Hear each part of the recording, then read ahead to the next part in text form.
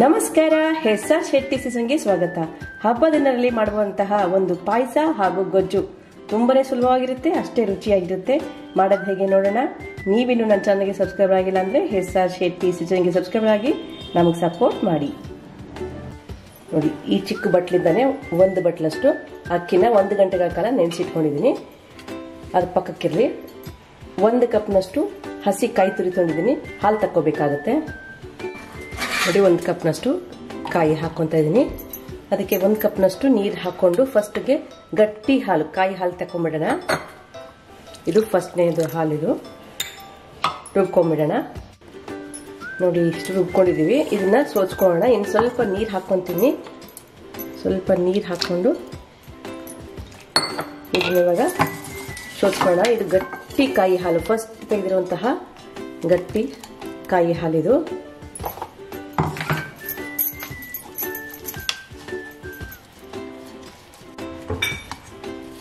ನೋಡಿ, ಇಷ್ಟು ತೆಗೆದುಕೊಂಡಿದ್ದೀವಿ. ಇದು ಗಟ್ಟಿಯಾಗಿರುವಂತಹ ಕಾಯಿ ಹಾಲಿದು. ಇದೊಂದು ಬಟ್ಲಿಗೆ ಹಾಕ್ಕೊಂಡು ಸೈಡ್ ಇಟ್ಕೊಳ್ಳೋಣ. ಇದು ಬೆಂದ ನಂತರ ಲಾಸ್ಟಲ್ಲಿ ಉಪಯೋಗಿಸ್ಕೋಬೇಕು. ಪಕ್ಕಕ್ಕೆ ಇಟ್ಕೊತಾ ಇದ್ದೀವಿ. ನೋಡಿ, ಈಗ ಇರುವಂತಹ ಈ ಕಾಯಿನ ಮತ್ತೆ ತಿರ್ಗಾ ಮಿಕ್ಸಿಗೆ ಹಾಕೊಳ್ಳೋಣ. ಇದಕ್ಕೆ ಮತ್ತೆ ಇನ್ನು ಸ್ವಲ್ಪ ನೀರು ಹಾಕ್ಕೊತಾ ಇದ್ದೀನಿ. 1/2 ಕಪ್ನಷ್ಟು ನೀರು ಹಾಕ್ಕೊಂಡಿದ್ದೀನಿ. ತಿರ್ಗಾ ಮತ್ತೆ ರುಬ್ಕೊಳ್ಳೋಣ. ಇದು ಸೆಕೆಂಡ್ ಕಾಯಿ ಹಾಲು, ಸ್ವಲ್ಪ ತೆಳುವಾಗಿ ಬಂದಿರುತ್ತೆ. ನೋಡಿ, ಸೆಕೆಂಡ್ ಸಲ ರುಬ್ಕೊಂಡಿದ್ದೀವಿ. ಇದನ್ನು ಶೋಧಿಸ್ಕೊಂಡ್ಬಿಡೋಣ.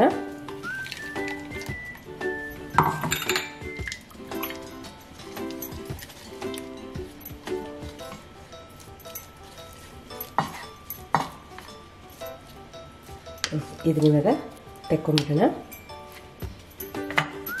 ಈ ಕಾಯಿ ಹಾಲು 2ನೇ ಕಾಯಿ ಹಾಲು. ನೋಡಿ, ಇದು ಸ್ವಲ್ಪ ನೀರಾಗಿರುತ್ತೆ. ಇದನ್ನು ಪಕ್ಕಕ್ಕೆ ಇಟ್ಕೊಳ್ಳೋಣ. ನೋಡಿ, ಅಕ್ಕಿ ನೆನೆಸ್ಕೊಂತೀವಲ್ಲ, ನೀರು ತಕ್ಕೊಳ್ಳೋಣ. ಈಗ ಕಾಯಿ ರುಬ್ಬಿದ್ವಲ್ಲ, ಅದೇ ಮಿಕ್ಸಿ ಜಾರ್ಗೆ ನೆನೆಸಿರುವಂತಹ ಅಕ್ಕಿನ ಹಾಕ್ಕೊತಾ ಇದೆ. ನೋಡಿ, ಇದಕ್ಕೆ ಸ್ವಲ್ಪನೇ ನೀರು ಹಾಕೋಣ. 1/4 ಕಪ್ನಷ್ಟು ನೀರಾದರೂ ಸಾಕು. ಸ್ವಲ್ಪ ಇದು ಇಟ್ಟು ಗಟ್ಟಿಯಾಗಿರಬೇಕು. ನೋಡಿ, ಸ್ವಲ್ಪ ನೀರು ಹಾಕ್ಕೊತಾ ಇದ್ದೀನಿ. ಇದನ್ನ ಇವಾಗ ನುಣ್ಣಗೆ ರುಬ್ಕೋಬೇಕು. ಹಿಟ್ಟು ಗಟ್ಟಿಯಾಗಿ ಇರಬೇಕು, ನುಣ್ಣಗಿರಬೇಕು. ಹಿಟ್ಟನ್ನ ಇಷ್ಟೊಂದು ರುಬ್ಕೊಂಡಿದ್ದಾಗಿದೆ. ಇದನ್ನ ಪಕ್ಕಕ್ಕೆ ಇಟ್ಕೊಳ್ಳೋಣ. ಆ ಕಡೆ ನೀರು ಬಿಸಿಗೆ ಇಟ್ಕೊಂಡು ನೆಕ್ಸ್ಟ್ ಏನು ಮಾಡೋದು ಹೇಳ್ತಾ ಹೋಗ್ತೀನಿ.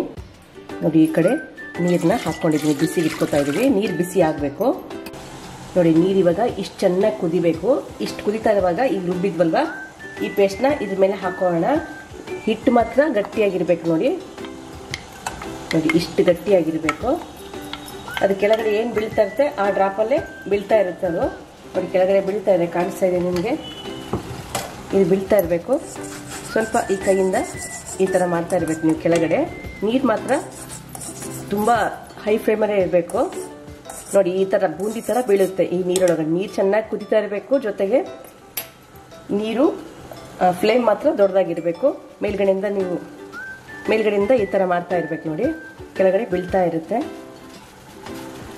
ನೋಡಿ, ಈ ಥರ ಬೀಳ್ತಾ ಇರಬೇಕು. ಗೊತ್ತಾಗ್ತಾ ಇದೆಯಾ? ತಿರ್ಗಾ ಮತ್ತೆ ಒಂದು ಸ್ವಲ್ಪ ಬ್ರೇಕ್ ಕೊಟ್ಬಿಟ್ಟು ಇದನ್ನು ಸ್ವಲ್ಪ ಹಿಂಗೆ ಕೈ ಆಡಿಸ್ಬೇಕು. ಆವಾಗ ನಿಮಗೆ ಒಂದಕ್ಕೊಂದು ಅಂಟ್ಕೊಳ್ಳಲ್ಲ. ಈ ಮುತ್ತು ಥರ ಬರುತ್ತೆ. ಸ್ವಲ್ಪ ಹಿಟ್ಟು ಒಂದು ಗಟ್ಟಿ ಇದ್ದರೆ ಚೆನ್ನಾಗಿ ಬೀಳುತ್ತೆ. ನೀರು ಚೆನ್ನಾಗಿ ಬಿಸಿ ಇರಬೇಕು. ದೊಡ್ಡ ಉರಿಲಿ ಇರಬೇಕು. ನೋಡಿ, ಬೀಳ್ತಾ ಇದೆ. ಗೊತ್ತಾಗ್ತಾ ಇದೆಯಾ? ಮತ್ತೆ ಬ್ರೇಕ್ ಕೊಡಬೇಕು. ಇದನ್ನು ಬಿದ್ದಿರೋದನ್ನು ಈ ಕೈ ಆಡಿಸ್ಬೇಕು. ನೋಡಿ, ಗೊತ್ತಾಗ್ತದೆಯಾ? ಈ ಥರ ಬಂದಿರುತ್ತೆ. ನೋಡಿ, ಚಿಕ್ಕದಾಗಿ. ಇವಾಗ ಇದಕ್ಕೆ ಫಸ್ಟ್ ಕಾಯಿ ಹಾಲು ಮಾಡಿದ್ವಲ್ಲ, ತೆಳುವಾಗಿರುವಂತಹ ಕಾಯಿ ಹಾಲನ್ನ ಹಾಕೋಣ.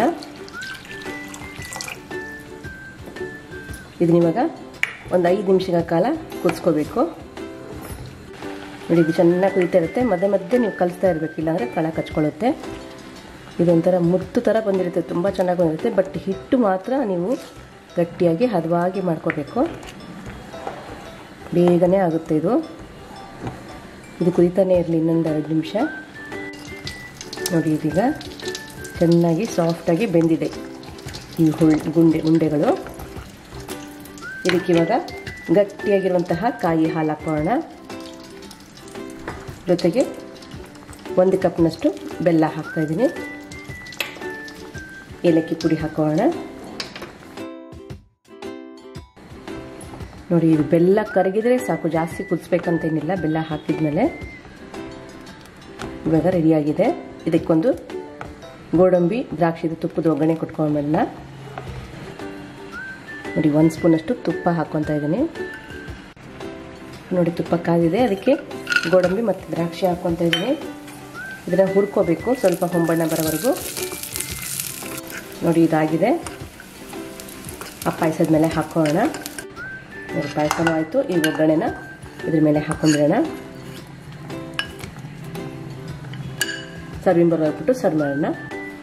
ಪ್ಯಾನಿಗೆ ನೋಡಿ 3 ಸ್ಪೂನಷ್ಟು ಎಣ್ಣೆ ಹಾಕೋಣ. ಗೊಜ್ಜಿಗೆ ಸ್ವಲ್ಪ ಎಣ್ಣೆ ಇದ್ರೆ ಚೆನ್ನಾಗಿರುತ್ತೆ. ಎಣ್ಣೆ ನೋಡಿ ಸ್ವಲ್ಪ ಸಾಸಿವೆ ಜೀರಿಗೆ ಹಾಕೋಣ. ಈಗ ಹೆಂಗಿದ್ರು ದ್ರಾಕ್ಷಿ ಸೀಸನ್ ಇದೆ, ನೀವು ಮಾಡ್ಕೊಳ್ಳಿ, ಹಬ್ಬಗಳಲ್ಲೂ ಮಾಡ್ಕೋಬೋದು. ಸ್ವಲ್ಪ ಹಿಂಗೆ ಹಾಕೋಣ. ಸ್ವಲ್ಪ ಕರಿಬೇವು, 1 ಒಣಮೆಣಸಿನ್ಕಾಯಿ ಹಾಕ್ಕೊತಾ ಇದ್ದೀನಿ ನೋಡಿ. ಸ್ವಲ್ಪ ಇದೆಲ್ಲ ಕಿರ್ಪಿಟ ಆದ ನಂತರ ನಾನಿಲ್ಲಿ ಒಂದು ದೊಡ್ಡ ಬೌಲ್ ತೊಗೊಂಡಿದ್ದೀನಿ ಗ್ರೇಪ್ಸು. ಇದು ಒಂದು 150-200 ಗ್ರಾಮ್ ಇದೆ. ಹಾಕ್ಕೊತಾ ಇದ್ದೀನಿ ನೋಡಿ. ಇದೊಂದು ನಿಮಿಷ ಎಣ್ಣೆ ಒಳಗಡೆ ಬಾಡಿಸ್ಕೋಬೇಕು. ಇದನ್ನು ಹೀಗೆ ಒಂದು ಸೈಡು ಬೇಯಕ್ಕೆ ಬಿಡೋಣ. ಇನ್ನೊಂದು ಕಡೆ ನಾವು ಇದು ಗೊಜ್ಜಿಗೆ ಮಸಾಲ ಹುರ್ಕೊಂಡು ರುಬ್ಕೋಬೇಕು. ನೋಡಿ, ಇನ್ನೊಂದು ಚಿಕ್ಕ ಕಡಾಯಿ ಇಟ್ಕೊಂಡಿದ್ದೀನಿ, ಅದಕ್ಕೆ ಸ್ವಲ್ಪನೇ ಮೆಂತ್ಯ ಹಾಕ್ಕೊತಾ ಇದ್ದೀನಿ ನೋಡಿ. ಸ್ವಲ್ಪ ಪ್ರಮಾಣ ಮಾಡೋದ್ರಿಂದ ಮೆಂತ್ಯ ಸ್ವಲ್ಪ ಹಾಕ್ಕೊಳ್ಳಿ, ಇಲ್ಲ ಅಂತಂದರೆ ಕಹಿ ಬಂದುಬಿಡುತ್ತೆ. ಸ್ವಲ್ಪ ಉದ್ದಿನಬೇಳೆ, 1 ಸ್ಪೂನಷ್ಟು ಉದ್ದಿನಬೇಳೆ ಹಾಕ್ಕೊಂಡಿದ್ದೀನಿ. ಇದೆರಡನ್ನೂ ಸ್ವಲ್ಪ ಹುರ್ಕೋಬೇಕು. ನೋಡಿ, ಸ್ವಲ್ಪ ಮೆಂತ್ಯ ಉದ್ದಿನಬೇಳೆ ಆಯ್ತಲ್ವ. ಇವಾಗ ನಿಮ್ಮ ಖಾರಕ್ಕೆ ಎಷ್ಟು ಬೇಕು ಅಷ್ಟು ಒಣಮೆಣಸಿನ್ಕಾಯಿ ಹಾಕೋಣ. ಒಣಮೆಣಸಿನ್ಕಾಯಿ ಹಾಕಿದ್ರೆ ಸ್ವಲ್ಪ ಎಣ್ಣೆ ಹಾಕ್ಕೊಂಡ್ಬಿಟ್ಟು ಹುರ್ಕೋಬೇಕಾಗತ್ತೆ. ಸ್ವಲ್ಪ ಎಣ್ಣೆ ಹಾಕ್ಕೊಂಡಿದ್ದೀನಿ. ಒಂದು 4 ಎಸಳು ಕರಿಬೇವು ಹಾಕೋಣ.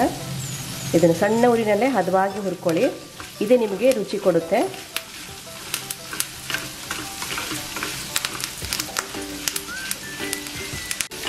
ನೋಡಿ, ಹೀಗೆಲ್ಲ ಹೊಂಬಣ್ಣಕ್ಕೆ ಬಂದಿದೆ, ಗೊತ್ತಾಗ್ತದೆಯಾ?